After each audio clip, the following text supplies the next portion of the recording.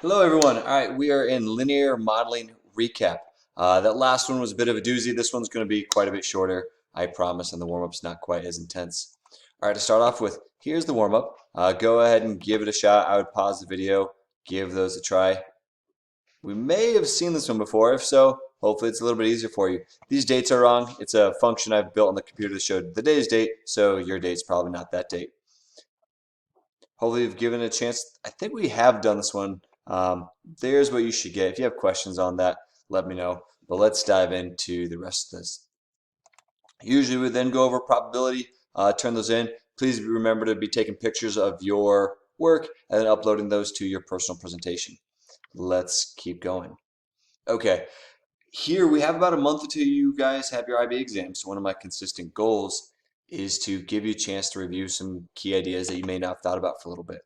So just briefly, here's kind of the quick recap section, and then we'll dive into the linear modeling type stuff. So right triangles, with right triangles, let me see if you can see this. Things I'm hoping you remember. Of course, for right triangles, a squared plus b squared equals c squared. Never forget that. You should have SOHCAHTOA, SOHCAHTOA. Those are the big ones. For special rights, you have the 30, 60, 90, which remember that one looks like, if we call this x, this length here is always 2x, and this one is always the square root of 3x.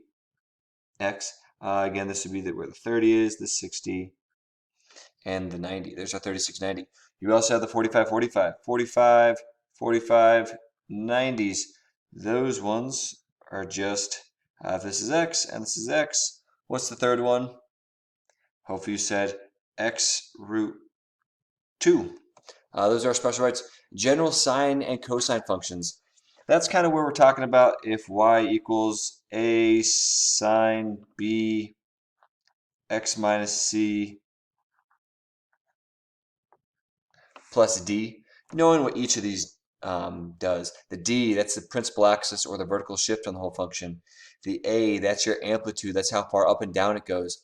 Your b affects the period with the relationship period equals 2 pi over b. And the c is your horizontal shift. And finally, non-right triangle tools, lengths, angles, area. For those, you have your law of sines, you have your law of cosines, and the area equation. I'm guessing you know this, so I'm not going to write those down, but that's what they are. Law of sines, law of cosines, and the area 1/2 AB sine C. Okay, just briefly, I wanted to remind you all of these things. Measuring spread, actually starting here, measures the center, mean median mode. Measures the spread, that's where we got to IQR. Remember, IQR is Q3 minus Q1. We had standard deviation, which remember standard deviation you can informally think of as the mean distance from the mean. And then if you square standard deviation, remember you get variance. Those are our main measures for spread. Also range is in there, just the max value minus the min value. Remember, if you ask for a range, it's just a number. You shouldn't say the answer is 2 to 10. You should say the range is 8, 10 minus 2. Box plots. Remember, box plots have the 5-number summary. That's your min, your Q1, your Q2, your Q3, and your max. Those are the 5 things that are marked on a box and whisker plot. Cumulative frequency graphs, remember they always go up. It shows you how many are under the curve. And we can talk about an example of that later on. Variance, standard deviation, we just discussed. All right, let's continue on. In probability, shoot, what to cover in here. If you have questions on these, let's discuss. We'll do a whole reminder on binomial, the sets and the Venn diagrams. You're going to see a little bit more of that coming up very soon. Okay, and this lesson, what I really want to talk about is the linear modeling. Just get these ideas back in your head. Here's kind of our table of contents for that. Again, this is just right out of the book. Correlation, lines of best fit, least square regression line, interpolation versus extrapolation, and so forth. All right, so that's where we saw these. And there's a couple adjectives. We're talking about strong, moderate, weak, and positive, negative, or no correlation. So go ahead and take a second and describe each of these to yourself. Maybe pause the video. Okay, so strong positive, moderate positive, kind of moderate, weak positive, and those are probably easy for you. Then looking at these ones, is there existence of a pattern? what's the strength, and is it linear or nonlinear. Most of these I think are pretty easy for you guys. This one maybe be a moderate negative nonlinear. Maybe this is moderate positive nonlinear, and so forth. Okay, so then we started looking at this equation, which for the most part we did on a calculator, but just if you do see this, interpreting all this, remember this is the sum of the products. That means we're multiplying these together. Each of these, the Sx means each individual term subtracted the mean of the x's. This is each y value, subtract the mean of the total y's, and so forth. There's a full explanation on page 550 if you'd like more depth on that. Now the way we do this in our calculator is with the linear regression tool. Many of your IAs are on this, so you have fresh practice, but if not, a quick recap, you'll put these in your list, your x's is L1, your y's is L2, and then do linear regression. Now usually it's going to tell you the R value right there. If it does not tell you the R value, you need to turn on what's called your stat diagnostic. There's a handful of ways to do that. You can Google it or shoot me an email. I'll go into more depth on that one. But again, it's your stat diagnostic to turn on your R value when you do the linear regression.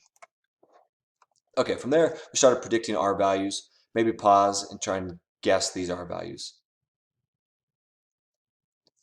Okay, my guess is this R value is probably somewhere between negative 0.1 and 0.1. Maybe it's even 0, something like that. Perhaps this is positive 0.6. If this is positive 0.6, maybe that makes this one positive 0.75. And then this one's clearly negative. It's a stronger negative. So maybe this is negative 0.9 or something like that.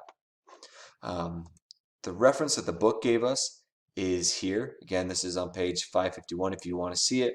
If it's exactly -1 or +1, remember that's a perfect correlation. Every single point is on the trend line and so forth.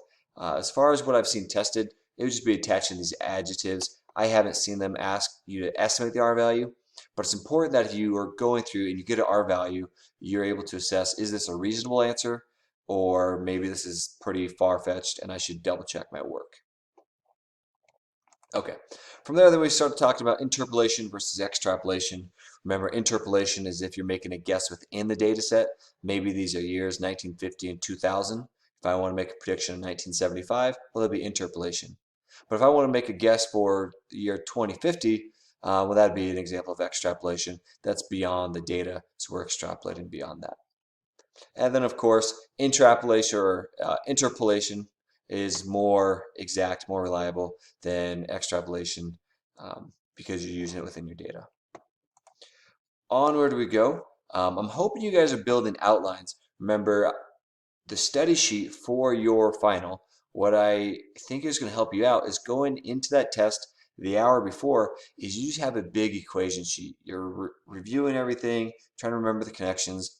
That's what we want to be studying going into this thing is what are all the big ideas? Where are they? Yes, you will have a formula packet, and I would study that, make sure you know that really well. And if you have questions in your formula packet, don't hesitate to ask me or any of your classmates. Let's make sure you guys know how to use those really well. Okay, to keep these ideas fresh in our minds, just 3 questions out of linear modeling, and then I advise you guys diving into the practice tests. Now on the practice tests, there's still some content we haven't covered. So you should dive into those, but if you get to a question that you think, I have never seen this before, there's still stuff that we're covering. Please know that.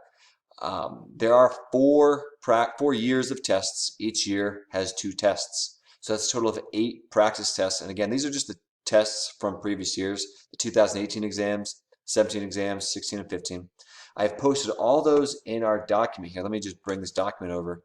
My hope is that you have found this. The practice tests are linked right here and right here. There's into a Google Drive folder. If you have any issues with that, please don't hesitate to ask me and I'll help you find those. The ideal pacing is you're doing about 1 practice test, actually 1.5 practice tests a week. So if you do 1.5 here, and then another 1.5 here, you'll have 3 done. Another 1.5 here, 4.5. Get here, you'll have 6 done. Through here, you'll have 7.5 done. And then you'll have the last 8th one done here this week. As far as I know, our tests are still these dates. So that's kind of what our pacing looks like. Again, our goal is for you guys to be able to crush this test. Okay. That's the schedule. Nothing else over here. I really hope you guys are doing well. I miss getting to interact with you all, talk with you, have real conversations. I hope these lessons help you a bit, and if not, send me some feedback and I'll see how I can modify things. Take care, friends, and I'll talk to you soon.